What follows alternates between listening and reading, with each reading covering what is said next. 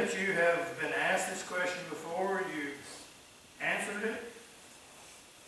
And because it's such a familiar question, there's a tendency to reject the question or either ignore the question. Not necessarily because it makes you uncomfortable, not because it's especially convicting.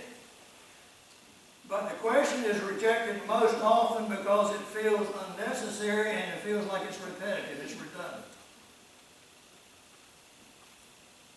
Are you a follower of Jesus? Now you may recognize that this is an important question for others to consider, but why am I asking you, the church, this question?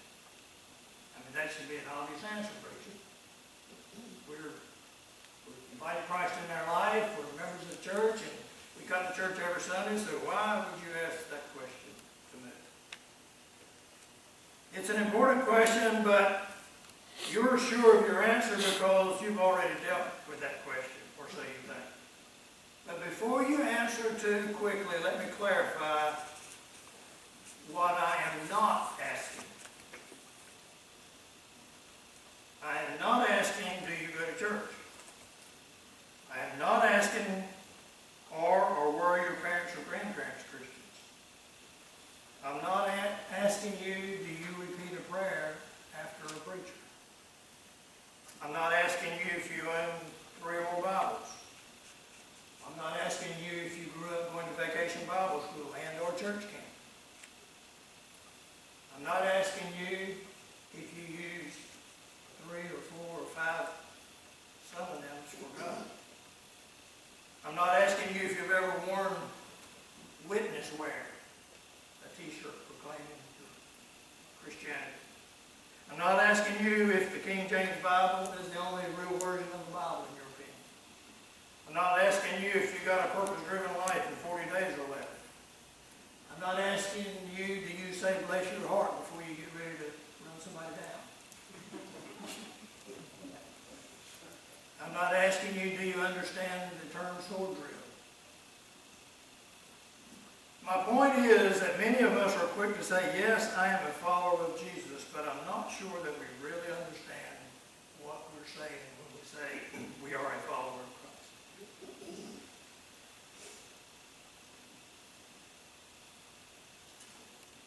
Christ. One of the most, I think, sobering passages in all of Scripture tells us of a day when many who consider themselves to be followers of Christ will be shocked to find out that he doesn't even recognize them. In Matthew's Gospel, chapter 7, Jesus tells of that day where everyone who has ever lived will stand before God.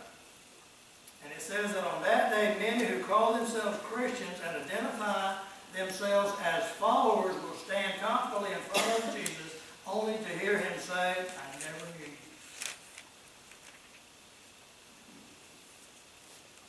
Away from me. I never knew you. Now, if you have just assumed that you are a follower of Jesus, I pray that this sermon and the ones that follow will either confirm that confidence that you have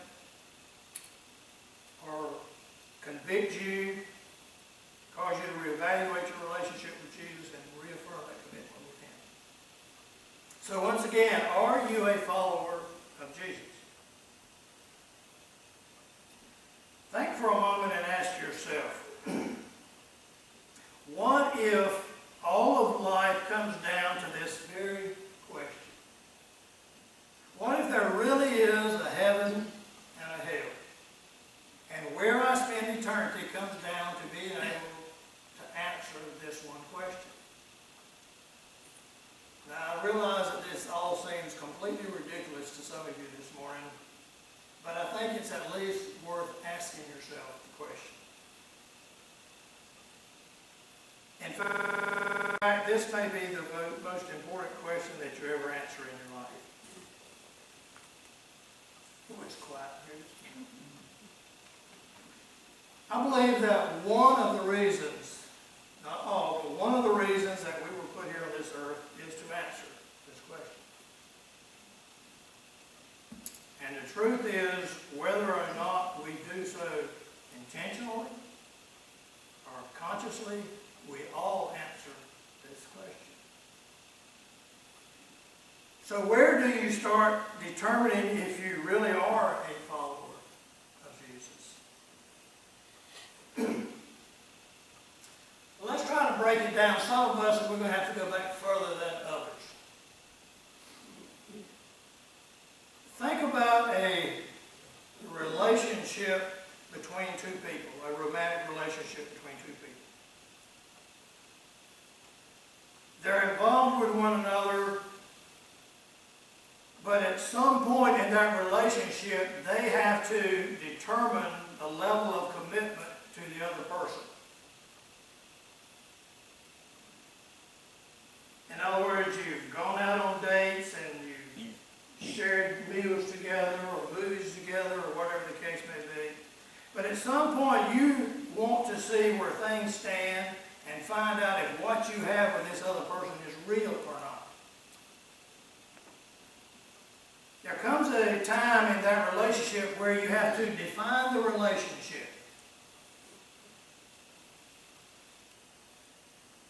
It may be an awkward moment.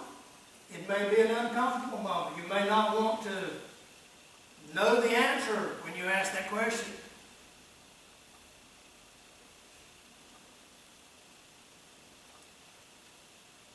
But eventually, every relationship has to come to that point. Everyone has to get to that define the relationship moment. Is it a casual relationship? Is it a committed relationship? Have things moved past infatuation and admiration and towards something deeper, deeper devotion and dedication? So you need to, in that relationship, you need to intentionally evaluate your relationship and your level of commitment to that person.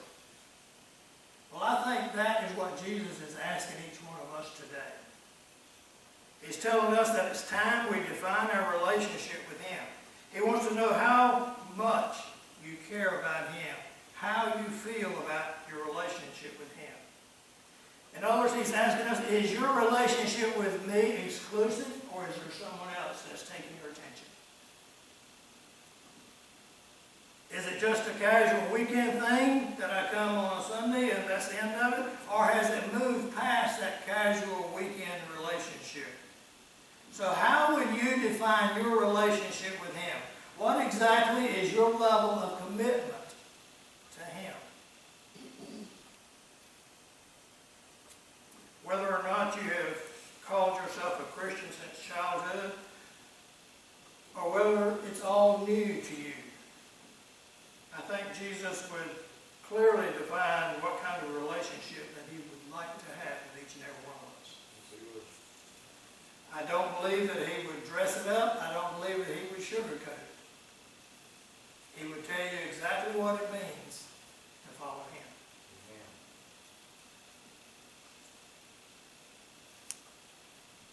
It seems, or would seem, that there are many followers of Jesus.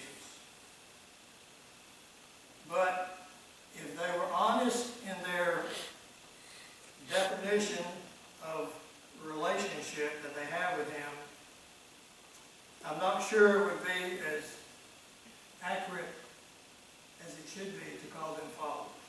Instead, they may be listed as fans of Jesus rather than followers of Jesus. Now, if you look up the definition of fan in the dictionary, I'm not talking about a signet thing, it would break it down and call a fan an enthusiastic admirer. And I'll break this down into two examples, one for the men, one for the ladies. The guy is the person who goes to the football game. We see them on TV, they have no shirt on, and they have their chest painted, and they sit in the stand and cheer. He's got a signed jersey from somebody hanging on his wall at home. He's got bumper stickers on the back of his car. But he's never in the game. He never breaks a sweat, never takes a hit on the field. He knows all the players. He can rattle off the statistics of each one of them, but he doesn't know the players.